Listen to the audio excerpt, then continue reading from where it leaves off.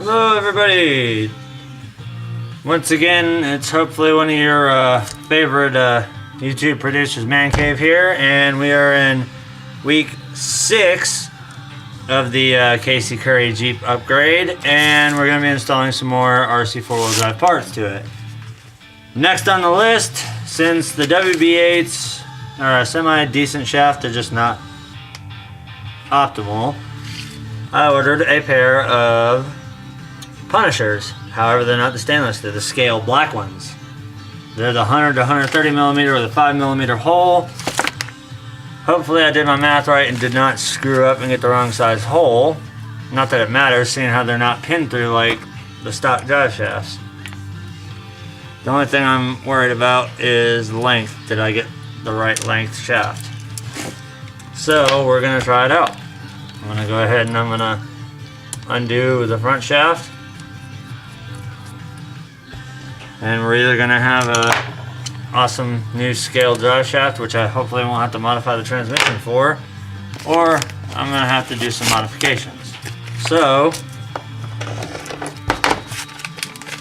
crack this package open here. Pull out the shaft, the set screws. Get this shaft out and see if it actually is close to the stock length. Right on, almost right on the money. Now, as far as travel on it, I should have just enough travel to get it through. Now, if these did have enough length, I could probably run pin throughs in it, but as soon as I start to run a pin through in it, it just stops. So we're gonna have to use the 5 mil set screws that came with it, which is no big deal. Now they give you 3, so you got a spare. So I only need 2. We're gonna go ahead and I'm gonna get the set screw started as my dogs start barking in the background.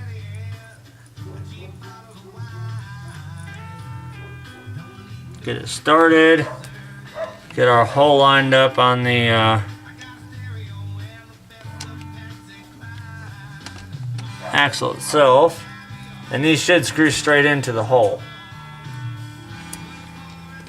So there's that end done. Now the end that I'm a little bit more concerned about, being the transmission. Hopefully it'll clear the dust cover on the back side. I'm not worried about the front. Get this rotated and extended. Oh yeah, that's gonna fit perfect. That's gonna be a beautiful fit. So let's start running this one down through the hole.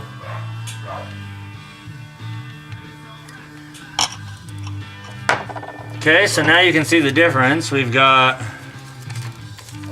stock rear shaft, which kind of hard to point out, but right there. Stock rear, and now new Punisher up front. Now comes the big test. Am I going to have to modify?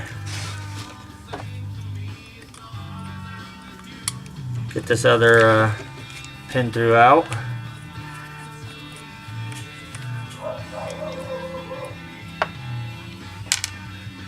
Flip her over.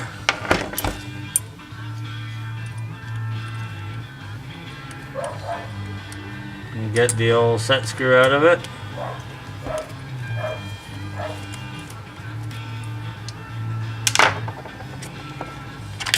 Shaft disconnected. And our other Punisher shaft.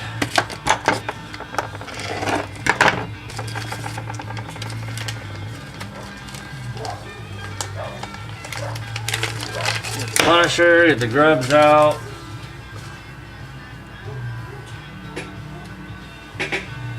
What the hell are my dogs barking at? Get our other shaft out. Open up the package, pull out 2 grubs. Get our telescopic. Actually, you know what? This time I'm going to do transmission side first because that's the one that's worrying me. So we're going to slide our transmission end up in there first and see if we have any clearance issues. Which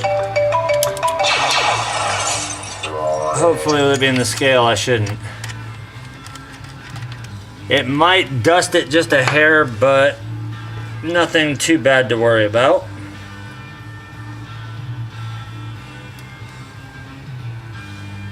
I've had worse. Got our grub screw going in. Alright, so transmission side is done. Flip her back over, get the telescopic end out, and get it lined up. Once again, beautiful fit. Not overextended, not underextended, so it'll still move in and out, which running versus fixed shafts will give you that articulation that you still need to want to have. So we're going to screw this one in, and just like that we have gone and upgraded both drive shafts now to scale steel punishers, and as I roll it, there is no bind against the transmission whatsoever, which is an awesome thing because I was worried about bind really bad. So that right there will pretty much draw week 6 to a close, and I believe for now we only have one more video in the build before I actually start driving this thing. I know you guys are probably sitting here wondering, when are you going to drive it? Well, I've been wondering the same thing myself. Usually I'll just put a part on, go drive, and then you guys end up seeing some funky, nasty RC. Sorry, I got ATV on the brain. I've been working on my Grizzly. Now I've got a spare set of WB8s too. That'll draw everything to a close, and we'll move into week 7 of the build, which will be the final upgrade for now.